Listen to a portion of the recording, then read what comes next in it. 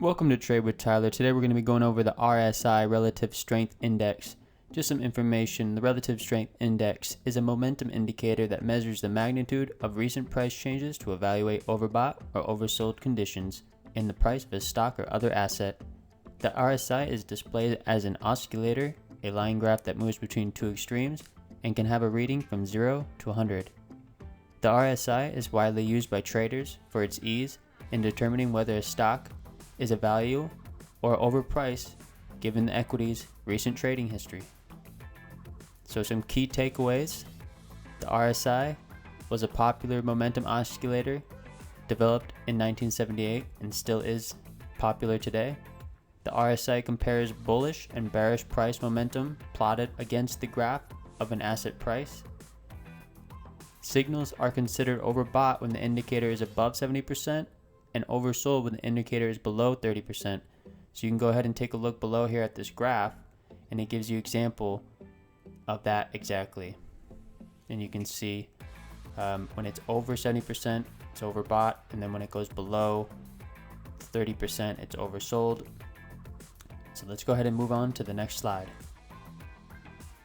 How to trade with RSI. Overbought and oversold conditions. In general, a stock is considered to be overbought when its RSI is above 70, indicating that it's priced too high and may be due for a swing towards declining price. A stock is considered to be oversold when its RSI falls below 30, indicating that it's priced too low and it might be shifting momentum towards an uptrend movement. So go ahead and take a look at this chart below where it says RSI overbought and oversold conditions, and you can see when it goes over the 70%, it's overbought, and a lot of times bearish momentum will push in and push us lower, and then when it goes in the oversold area, the momentum kicks back in and has a good chance of returning. You need to use other confluence factors, not just RSI. RSI is just one confluence factor, like a tool that you would use for many tools. So the other way to use it is with divergence. Divergences between movements in stock price and RSI can also be informative. When a stock's price is falling and setting lower lows, the RSI sets lower lows. This is considered a bullish divergence and indicates that the downward momentum of the stock price may be weakening. The reverse is true when a stock price is climbing and setting higher highs, while the RSI slowly falls.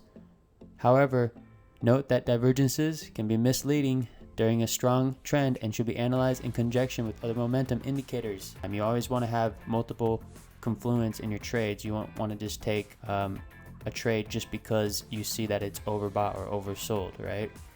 You need to have multiple things, like you need to be watching volume, your level 2s.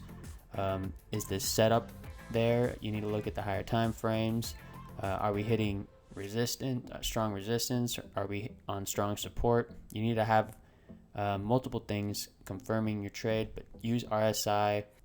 Use that inside your strategy that you have now to help you be able to confirm at a higher win percentage, right? So you can see this bullish and bearish divergence chart below. When it falls in the oversold area and it swings up out, you can see on the chart it's actually going lower, but that's the divergence. It's going down and this is going up, so it's diverging. That's why they call it divergence. And a lot of times that is a signal that we're moving higher. But again, remember this works in very short time frames, and only use that as an additional confluence factor. Now let's move on to the last slide.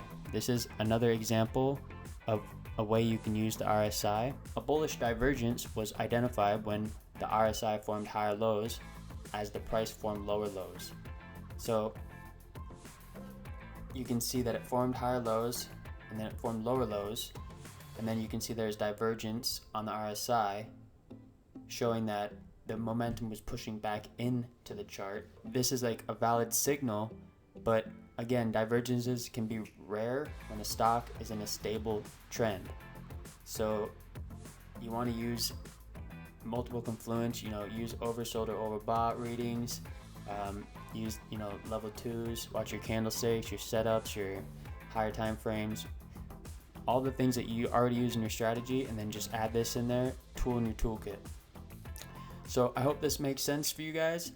And ladies, I hope this video helped you. If it did, please hit that like and subscribe button. I really appreciate it. And share this video with your friends, anybody that is learning to trade. We'll be coming out with much more videos. I'll be making at least one a day. I really appreciate your support. Have a wonderful day. See you later.